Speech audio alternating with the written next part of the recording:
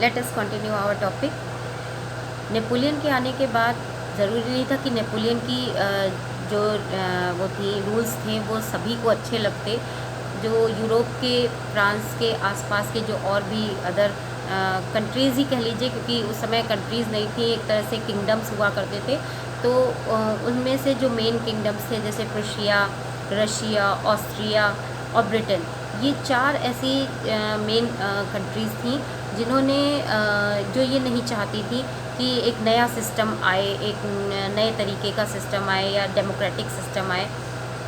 तो उन्होंने इन चारों ही मेन कंट्रीज़ ने मिलकर नेपोलियन को हरा दिया। ये जो बैटल हुई थी वो बैटल ऑफ वाटरलू के नाम से जानी जाती है। ये हुई थी 1815 में। ये ईयर्स जो हैं आप लोग बहुत ध्यान से लर्न रखिएगा कि मैंने किस ईयर में क्या बताया।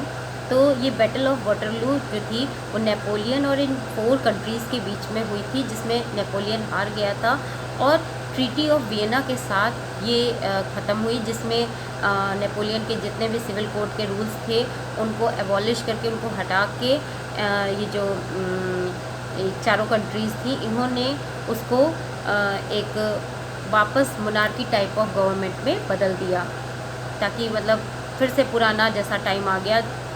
लोगों को समझ में ही नहीं आ रहा था कि पहले मोनार्की टाइप ऑफ गवर्नमेंट में थी, फिर कुछ दिनों के लिए, कुछ टाइम के लिए फ्रीडम मिली, फिर उसके बाद नेपोलियन का टाइम पीरियड आ गया, नेपोलियन ने अपने रूल्स एंड रेगुलेशंस लगा दिए और उसके बाद फिर से एक टाइम ऐसा आया कि फिर से मोनार्की टाइप ऑफ गवर्नमेंट आ गई। तो ये जो टाइम था ये बहुत ही चेंजेस होने वाला टाइम था। तो इन चारों ही कंट्रीज़ ने बर्बन डायनेस्टी को रिस्टोर या रीसेट कर दिया फिर से वहाँ पर फ्रांस में। और जिन एरियाज़ में नेपोलियन का राज्य था उनसे वो आगे ना बढ़ने पाए, इसके लिए उन्होंने उस सारे हिस्सों के आसपास के जो नॉर्थ साइड और ईस्ट साइड जो स्टेट्स थे वो आपस में बांट लिए और उन पर कंट्रोल रखा, ताकि वो बढ़ने ना पाए। फ्रांस का जो रेवोल्यूशन है या फ्रांस का जो एरिया का जो बढ़ोतरी है वो ना होने पाए। नेक्स्ट आप इसका पॉइंट, अब ये फ्रेंच रेवोल्यूशन हमने फर्स्ट पॉइंट कंफर्म कर लिया। अब सेकंड पॉइंट पे हम आएंगे, the making of nationalism in Europe. किस तरह से यूरोप में नेशनलिज्म आया। लगभग मिड 18th सेंचुरी तक कोई भी नेशन नहीं था। मतलब आपने देखा कि मैंने पहले बताया कि फ्रेंच रिवॉल्यूशन हुआ, उसके बाद डेमोक्रेटिक गवर्नमेंट हुई, उसके बाद फिर से नेपोलियन का राज्य आया और फिर से इन चारों मेन कंट्रीज़ ने मिलकर वापस monarchy type of government establish कर दी। तो कोई भी नेशन स्टेट नहीं था।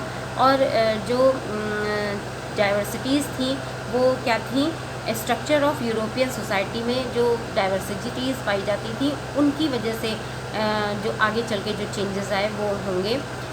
जो सोसाइटी थी वो 2 पार्ट्स में डिवाइड थी, यानी कि एरिस्टोक्रेसी यानी कि जैसे हाई क्लास लैंडलॉर्ड्स जो लोग थे जो लेस पॉपुलेशन में थे, और जो डोमिनेंट थे जिनके पास बहुत सारे राइट्स थे, लगभग ऑल राइट, चाहे वो किसी भी प्रॉपर्टी से लेकर हो, चाहे वोट से लेकर हो, चाहे किसी भी तरह का सर्व तरह के राइट्स, ये कहलाता है एरिस्टोक्रेसी। तो जो सोसाइटी थी उसके 2 पार्ट थे, ये एरिस्टोक्रेसी पार्ट जो हाई क्लास था और दूसरा था पीजेंट्री यानी कि low caste class, landless, more population and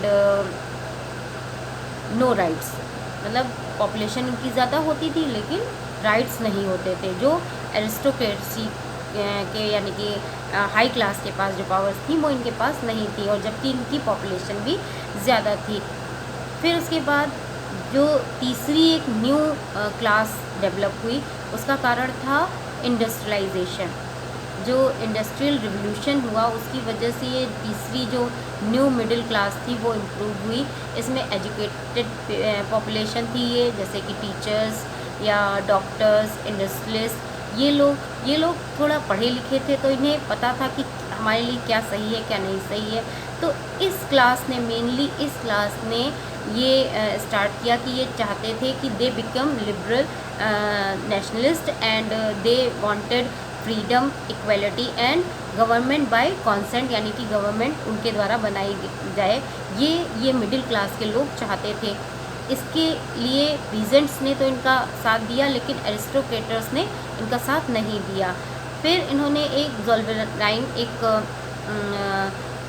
custom union बनाई थी 1834 में। ये कस्टम यूनियन जो थी, इसने जितने भी ट्रैफिक बैरियर्स थे उनको एबॉलिश कर दिया। ट्रैफिक बैरियर्स जो ट्रेडिंग के में आते हैं ज़्यादातर, ट्रांसपोर्ट से रिलेटेड या किसी भी तरह से बिज़नेस से रिलेटेड, जो इंडस्ट्रीज थे वो इस मिडिल क्लास से बिलोंग करते थे, तो उनका बिज़नेस सफ़र करता था, इसलिए इन्होंने इस ट्रैफिक बैरियर्स को एबॉलिश कर दिया। उसके अलावा जो करेंसी अलग अलग जगहों पर अलग अलग तरह की करेंसी चलती थी, तो इस मिडिल क्लास को उन करेंसीज से भी बहुत प्रॉब्लम होती थी, क्योंकि किसी करेंसी की वैल्यू ज़्यादा थी, किसी की कम थी। तो लगभग 28 to 30 टाइप्स की करेंसीज़ को एबॉलिश कर दिया गया, बंद कर दिया गया। केवल कुछ ही तरह की, एक ही दो तरह की करेंसीज़ को चालू रखा गया, ताकि यूनिफिकेशन लाई जा सके। तो इस तरह से इस टाइम पीरियड तक कंजर्वेटिज्म, यानी कि जो वो मैंने 4 कंट्रीज़ बताई थी जो मोनार्की टाइप ऑफ गवर्नमेंट को इस्टेब्लिश रखना चाहते थे, और ये लिबरल्स जो middle class, new middle class से के एजुकेटेड लोग आए थे, जिनके मन में ये था कि हमें स्वतंत्रता मिले, हमें किसी भी तरह से इक्वलिटी मिल सके, हमें हर चीज़ का फ्रीडम मिले। इस चीज़ के लिए ये 2 तरह के जो सोसाइटी के हिस्से थे, ये पनप गए थे। तो इस तरह से मैंने आपको इस चैप्टर के 2 पार्ट्स समझा दिए। अब इससे आई थिंक मुझे लगता है आपको समझ में आ गया होगा। तो अगर आपको समझ में आया हो तो मेरे चैनल को सब्सक्राइब कर लीजिए और सब्सक्राइब करके रखिए, ताकि मैं इसके आगे के जो वीडियोज़ है डालूँ तो आपको बहुत ही आसानी से वो मिल सके। बाय।